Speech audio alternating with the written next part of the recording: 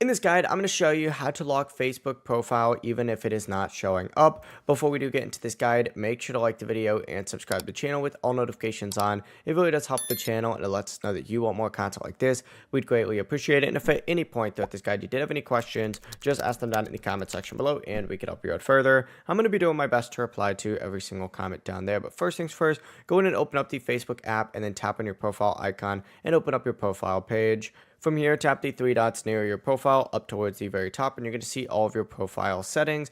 And if you see lock profile in here, simply go ahead and select it and follow the steps to lock it. Now, if the option is not showing up, you could still make your account private manually. You just have to go back to the Facebook settings by selecting the three lines up in the top left from your profile, hit settings and privacy, and then hit settings. And then in this section right here, you need to scroll down until you see audience and visibility.